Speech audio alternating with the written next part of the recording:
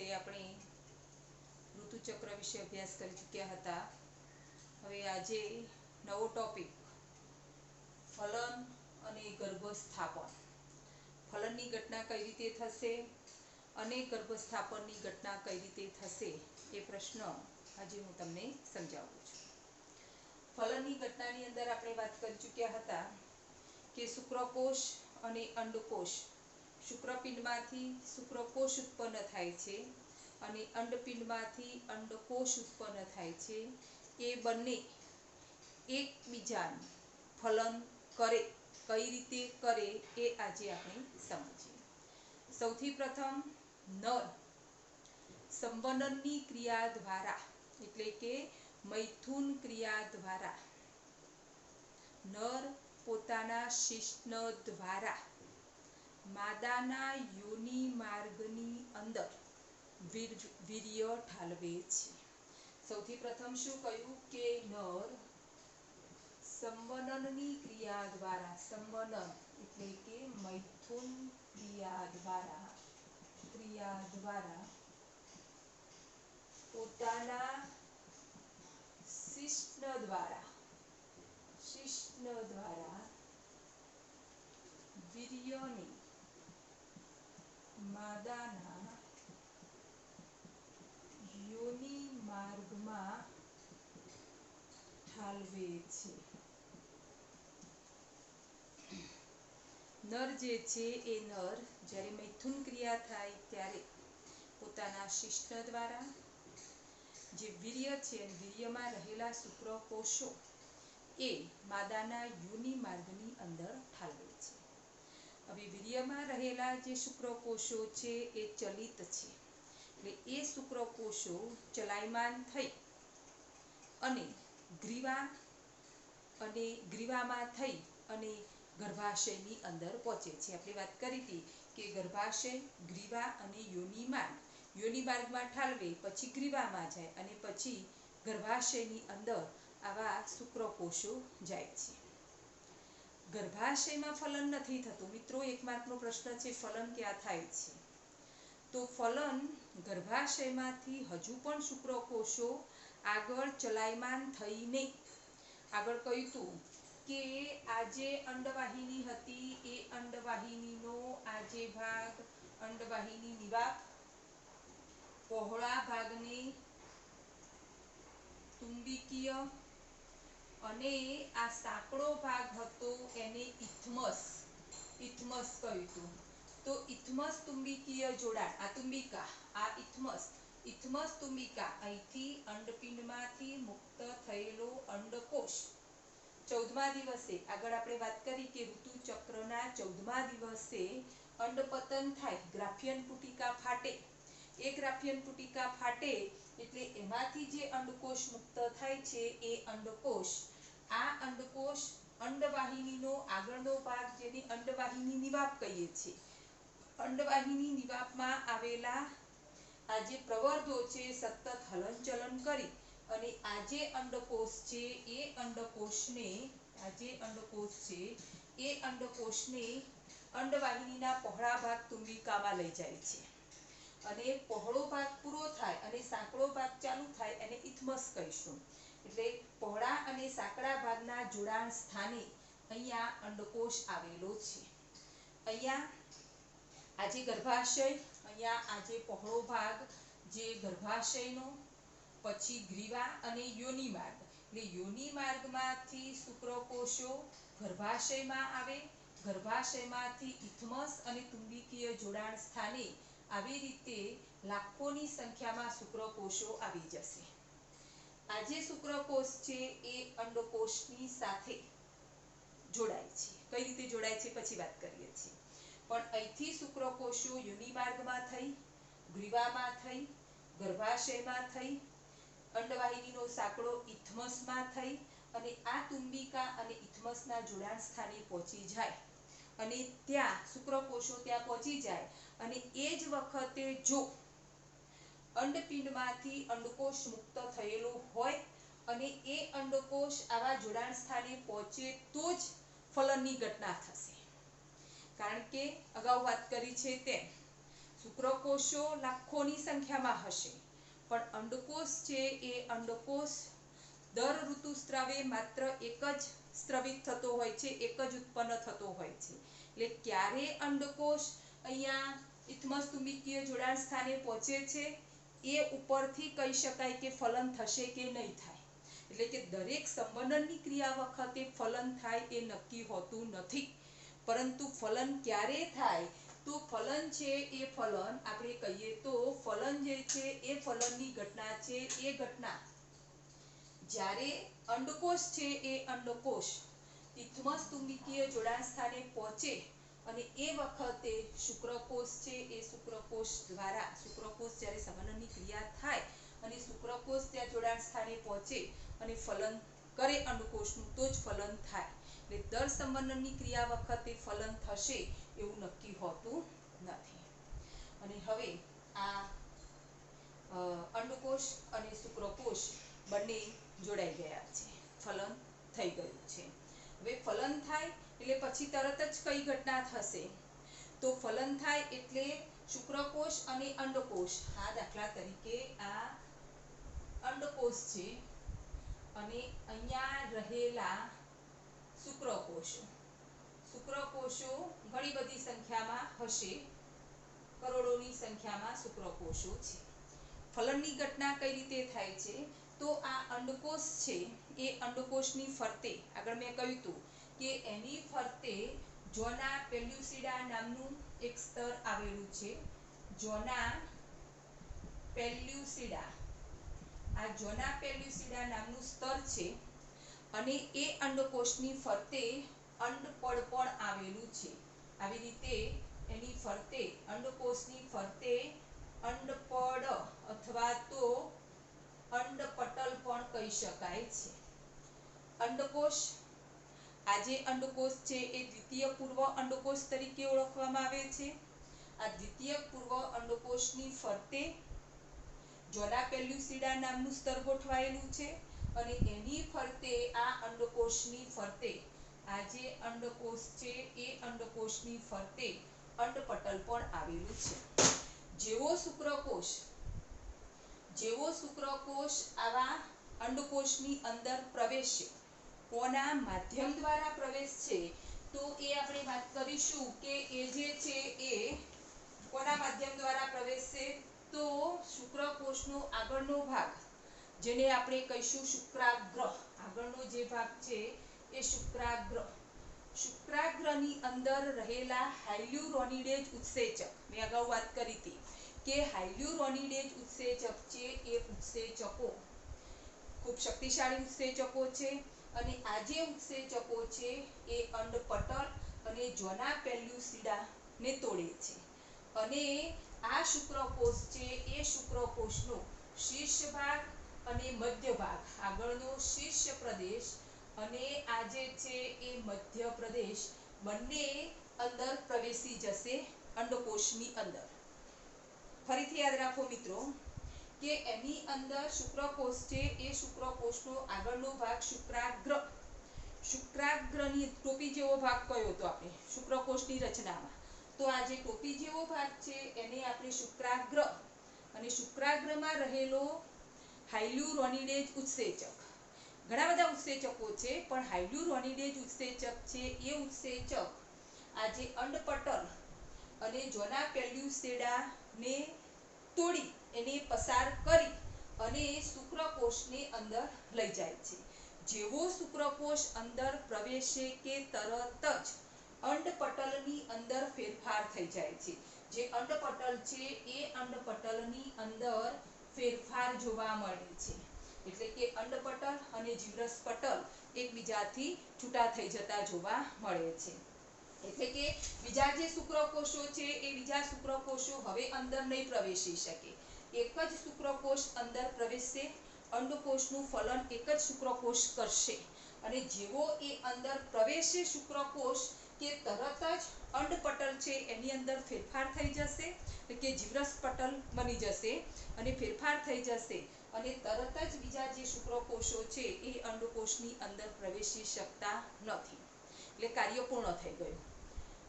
જેવો શુક્રકોષ અંદર પ્રવેશે એટલે કે આપણે આગળ હાલ વાત કરી કે આ અંડકોષ છે એ અંડકોષ દ્વિતીયક પૂર્વ અંડકોષ છે. મેં અગાઉ અંડકોષ જનનની ક્રિયા સમજાવી ત્યારે કહ્યું હતું કે દ્વિતીયક પૂર્વ અંડકોષ પ્રાથમિક પૂર્વ અંડકોષનું અર્ધીકરણ થાય ત્યારે બે અસમાન કોષો, એક દ્વિતીયક પૂર્વ અંડકોષ અને પ્રથમ ધ્રુવકાય. દ્વિતીયક પૂર્વ અંડકોષ અંડકોષમાં ક્યારે ફેરવાય? દ્વિતીયક પૂર્વ અંડકોષ અંડકોષમાં ત્યારે જ ફેરવાય કે જ્યારે એનું શુક્રકોષ દ્વારા ફલન થાય. શુક્રકોષ એની અંદર પ્રવેશે ત્યારે જ દ્વિતીયક પૂર્વ અંડકોષનું અર્ધીકરણની ઘટના પૂર્ણ થશે. એટલે કે જે દ્વિતીયક પૂર્વ અંડકોષ હતો, આ આગળના ચાર્ટમાં તમે જોજો કે આ દ્વિતીય પૂર્વ અંડકોષ છે, એ અંડકોષનું અર્ધીકરણ થશે એટલે એક અંડકોષ બનશે, એક અંડકોષ બનશે અને બીજો બનશે દ્વિતીય ધ્રુવકાય. દ્વિતીય ધ્રુવકાય તરીકે ઓળખવામાં આવે છે. આ જે અંડકોષ છે એ એન એટલે કે એકકીય જોવા મળે છે. એકકીય આ દ્વિતીયક પૂર્વ અંડકોષ છે. મિત્રો યાદ રાખજો, દ્વિતીયક પૂર્વ અંડકોષ શુક્રકોષ જ્યારે આમાં અંડપિંડમાંથી અંડકોષ મુક્ત થાય ત્યારે એ અંડકોષ દ્વિતીયક પૂર્વ અંડકોષ છે. એ દ્વિતીયક પૂર્વ અંડકોષ તુંબકીય ઇથમસ જોડાણ સ્થાને પહોંચે ત્યારે એ જ વખતે શુક્રકોષ જો ત્યાં પહોંચે તો ફલનની ઘટના થશે. ફલન કઈ રીતે થાય મેં સમજાવ્યું કે દ્વિતીયક પૂર્વ અંડકોષની ફરતે જોના પેલ્યુસિડાનું આવરણ, દ્વિતીયક પૂર્વ અંડકોષની ફરતે અંડપટલ છે.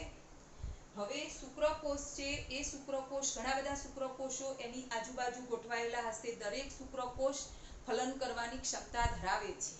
દરેક શુક્રકોષ ફલન કરવા માટે તત્પર છે.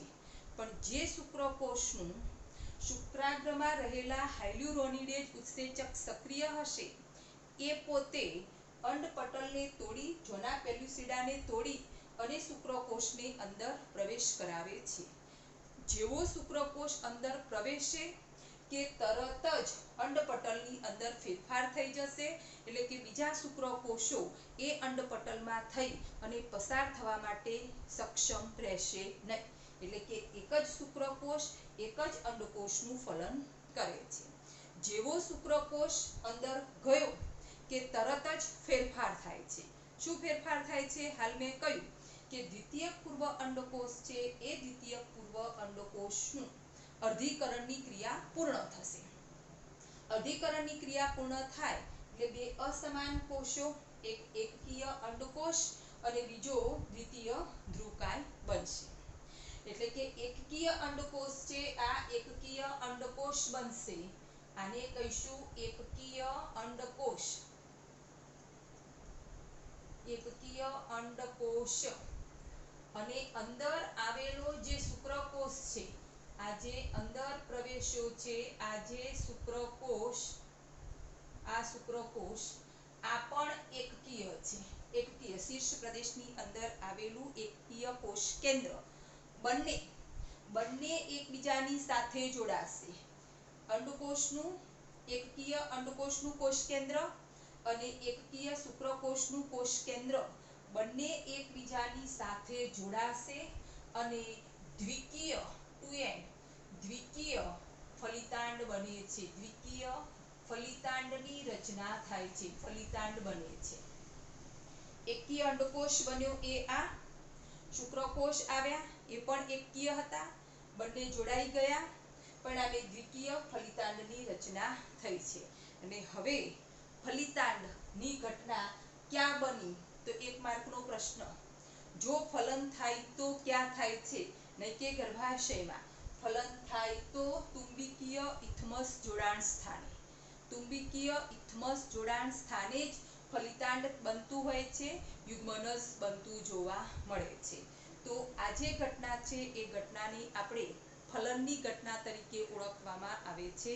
2 માર્કનો પ્રશ્ન પૂછી શકાય મિત્રો કે માનવ એટલે કે માદાની અંદર ફલનની ઘટના સમજાવો, તો આટલું સમજાવી શકાય. બાકી આપણે હવે એક બીજો મુદ્દો કહી શકીએ કે ફલન થાય છે ત્યારે આવનાર બાળક નર હશે કે માદા હશે એવું કેવી રીતે કહી શકીએ? આવનાર જે બાળક છે એ બાળક નર ઉત્પન્ન થશે કે માદા ઉત્પન્ન થશે એવી કેવી રીતે ખબર પડે? માદાના શરીરમાં અંડપિંડમાંથી ઉત્પન્ન થતા અંડકોષો માદાના શરીરમાં અંડપિંડમાંથી ઉત્પન્ન થતા અંડકોષો એ દરેક અંડકોષની અંદર એક્સ રંગસૂત્ર આવેલું છે. ધ્યાનથી સાંભળજો. દરેક જેટલા પણ અંડકોષો ઉત્પન્ન થાય, દર ઋતુસ્રાવે અંડકોષ ઉત્પન્ન થાય છે એ દરેક અંડકોશમાં એક્સ રંગસૂત્ર આવેલું છે. એક્સ રંગસૂત્ર જેટલા પણ હોય. અને શુક્રકોષ છે, નરના જે શુક્રકોષ છે એ શુક્રકોષોમાં અડધા શુક્રકોષો છે એટલે કે 50% શુક્રકોષોમાં એક્સ રંગસૂત્ર અને 50% શુક્રકોષોમાં વાય રંગસૂત્ર આવેલું જોવા મળે છે. અંડકોષ જેટલા પણ અંડકોષો દર વખતે ફલન થાય તો જે પણ વખતે ફલન થાય તો અંડકોષમાં એક્સ રંગસૂત્ર જ આવેલું છે. અને શુક્રકોષની અંદર કયો શુક્રકોષ જોડાયો છે એના ઉપર આધાર રહેશે. અડધા શુક્રકોષમાં એક્સ રંગસૂત્ર આવેલું છે તો અડધા શુક્રકોષમાં વાય રંગસૂત્ર આવેલું જોવા મળે છે. કયો શુક્રકોષ જોડાય છે એના ઉપરથી નક્કી કરી શકાય કે આવનાર બાળક નર હશે કે માદા હશે. કેવી રીતે? તો માદાની અંદર XX રંગસૂત્રો છે, અંડકોષની અંદર XX રંગસૂત્રો છે, જ્યારે નરની અંદર X અને Y. અડધા શુક્રકોષમાં X અને અડધા શુક્રકોષોમાં Y રંગસૂત્ર છે. હવે સાંભળજો મિત્રો, ફલન કેવી રીતે થાય? તો ફલન થાય ત્યારે આ માદાની અંદર રહેલા જે અંડકોષ છે એમાં રહેલો એક્સ રંગસૂત્ર અને નરમાં રહેલા શુક્રકોષમાં રહેલા એક્સ રંગસૂત્ર જોડાશે. XX તો ઉત્પન્ન થનાર સંતતિ શું હશે? માદા હશે. હવે આ એક્સ રંગસૂત્ર સાથે નરના વાય રંગસૂત્ર ધરાવતા શુક્રકોષ સાથે જો ફલન થાય તો શું ઉત્પન્ન થશે? નર ઉત્પન્ન થશે. એટલે માદા ભલે ગમે તે આ એક્સ રંગસૂત્રો સાથે ફલન કરે કે આ એક્સ રંગસૂત્ર, પણ એ તો માદા જ ઉત્પન્ન કરવા માટે સંકળાયેલી છે.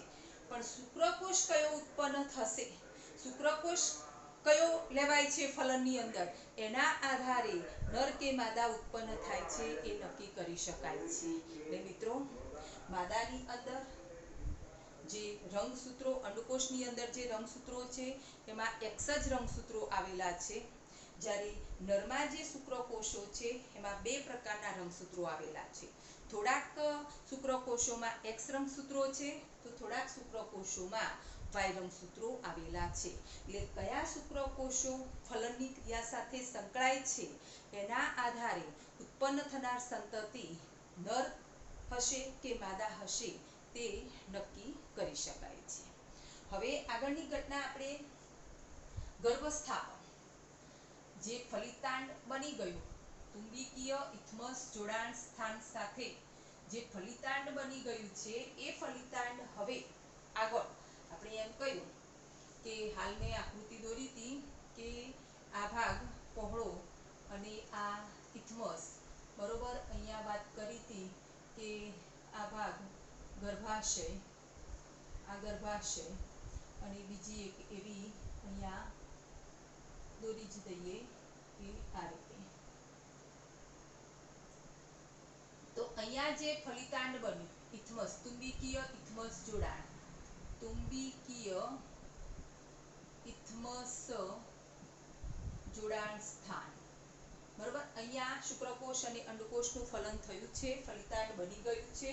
હવે એ જે ફલિતાંડનું સમવિભાજન થશે, ફલિતાંડનું સમવિભાજન અહીંયા વિખંડન કહીશું. સમવિભાજન એટલે અહીંયા આ ફલિતાંડ એક કોષી છે.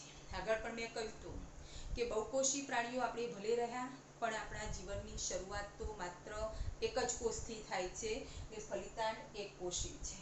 એનું સંવિભાજન થશે, એનું વિખંડન થશે, એટલે એકમાંથી બે કોષો, બેમાંથી ચાર, ચારમાંથી આઠ, આઠમાંથી 16 કોષો, એમ નવા નવા ગર્ભકોષ્ઠી કોષો બનતા જશે વિખંડનની ક્રિયા દ્વારા. વિખંડનની ક્રિયા થાય ત્યારે વિખંડન એટલે સંવિભાજનની ક્રિયા. આજે ફલિતાંડ છે એમાંથી બે કોષ બનશે, આવી રીતે બે કોષ આગળ સંવિભાજન થશે, 4 કોષ બનશે, 8 કોષ બનશે, 16 કોષ બનશે, અને આવી ગર્ભકોષ્ઠી કોષો, આ કોષોને ગર્ભકોષ્ઠી કોષો કહીશું. 8 કે 16 કોષ વાળી રચનાને મોરુલા તરીકે પણ ઓળખવામાં આવે છે. મોરુલા ગર્ભકોષ્ઠી કોષો આગળ આગળ વધતા હોય છે. જ્યારે આવા ગર્ભકોષ્ઠી કોષો આગળ વધતા વધતા સંવિભાજન કરી અને આગળ વધતા વધતા ગર્ભાશયની અંદર આવે છે ત્યારે ગર્ભાશયની અંદર ગર્ભકોષ્ઠ કોથળીની રચના થાય છે. એ જે ગર્ભાશય છે એ ગર્ભાશયની અંદર ગર્ભકોષ્ઠ કોથળીની રચના થતી જોવા મળે છે. આજે ગર્ભકોષ્ઠ કોથળીની રચના થાય અને એની અંદર આજે કોષો બન્યા હતા, 4 કોષ, 8 કોષ વગેરે ગર્ભકોષ્ઠી કોષો બન્યા હતા, એ બધા જ કોષો ગર્ભકોષ્ઠ કોથળીની અંદર આવી જશે. ગર્ભકોષ્ઠ કોથળીની અંદર આવ્યા પછી શું થાય છે સાંભળજો. તો ગર્ભકોષ્ઠ કોથળીનું બહારનું સ્તર છે, આ બહારના સ્તરને પોષક સ્તર તરીકે ઓળખવામાં આવે છે. પોષક સ્તર. અને પોષક સ્તર સાથે સંકળાયેલા જે કોષો છે એને પોષક કોષો તરીકે ઓળખીશું. પોષક કોષો. ગર્ભકોષ્ઠ કોથળી, ગર્ભકોષ્ઠ કોથળીની અંદર કોષો છે. ગર્ભકોષ્ઠ કોથળીનું બહારનું સ્તર પોષક સ્તર. પોષક સ્તરની નીચે આવેલા જે પણ કોષો છે એ કોષોને પોષક કોષો કહીશું. ગર્ભકોષ્ઠ કોથળીનું અંદરનું સ્તર જેને અંતઃસ્તર તરીકે ઓળખવામાં આવે છે, અને અંતઃસ્તર સાથે જોડાયેલા કોષો એને અંતઃકોષ સમૂહ તરીકે ઓળખવામાં આવે છે. અંતઃકોષ સમૂહ. સાંભળજો મિત્રો. ગર્ભકોષ્ઠ કોથળી, ગર્ભકોષ્ઠ કોથળીનું બહારનું સ્તર પોષક સ્તર. પોષક સ્તર નીચેના જે કોષો છે એને પોષક કોષો તરીકે ઓળખવામાં આવે છે.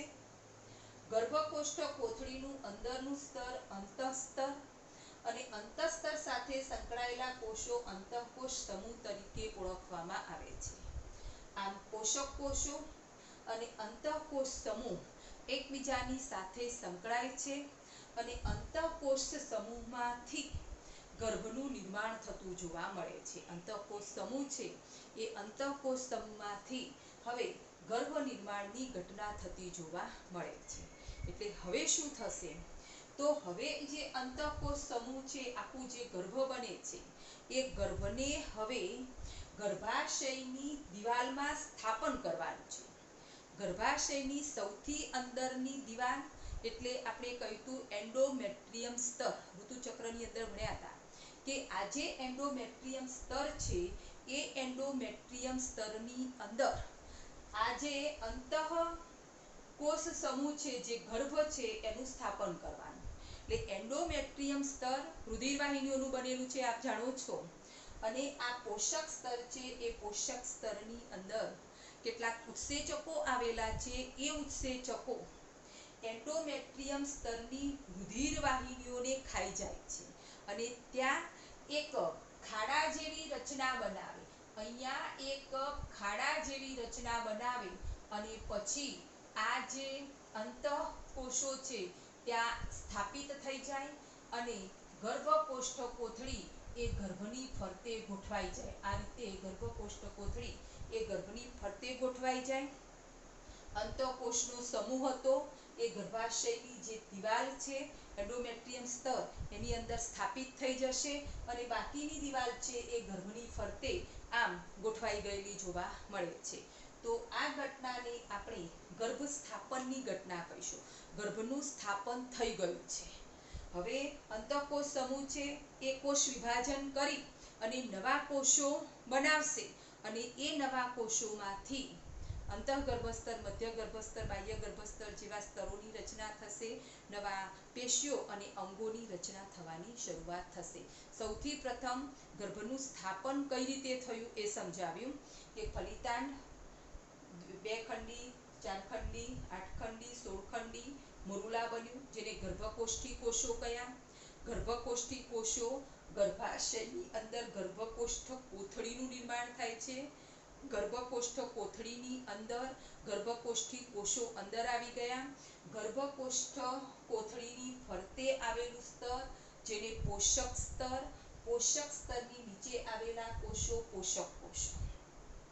ગર્ભકોષ્ઠ કોથળીની અંદરનું સ્તર જેને અંતઃસ્તર કહીશું. અંતઃસ્તરની સાથે સંકળાયેલા કોષો અંતઃકોષ. પોષક કોષો અને અંતઃકોષો એકબીજાની સાથે સંકળાઈ અને ગર્ભનું નિર્માણ કરતા જોવા મળે છે. આ જે ગર્ભ છે એ ગર્ભાશયની દિવાલનું અંદરનું સ્તર એન્ડોમેટ્રિયમ સ્તરની અંદર આ જે અંતઃકોષ સમૂહ સ્થાપિત થઈ ગર્ભનું સ્થાપિત થાય છે અને ગર્ભકોષ્ઠ કોથળી એને ઘેરી અને ગોઠવાય છે અને અંતઃકોષ સમૂહમાંથી જે ગર્ભ બન્યો છે એ ગર્ભનું સમવિભાજન થઈ નવા કોષો બનતા જોવા મળે છે. તો આ રીતે ગર્ભસ્થાપનની ઘટના પણ સમજી શકાય છે, એટલે કે ગર્ભધારણની ઘટના થઈ ગઈ છે. હવે ગર્ભધારણ અને ગર્ભીય વિકાસ નવો પ્રશ્ન ગણીએ કે ગર્ભધારણ એકલું ને ગર્ભીય વિકાસ કઈ રીતે થાય છે પછી હું સમજાવીશ. પણ ગર્ભધારણ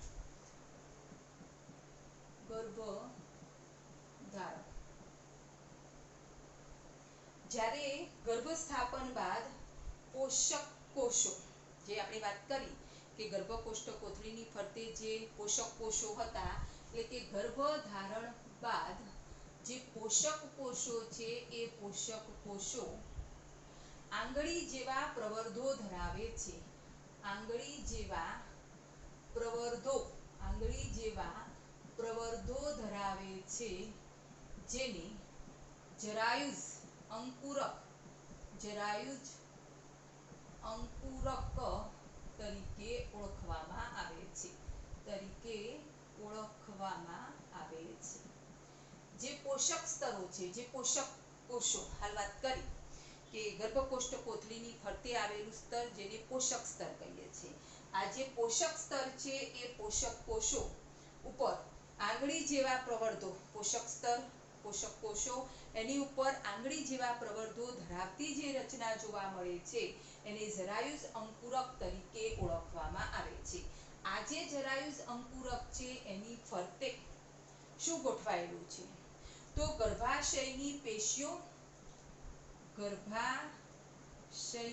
પેશીઓ પ્લસ એની ફરતે શું ગોઠવાયેલું છે તો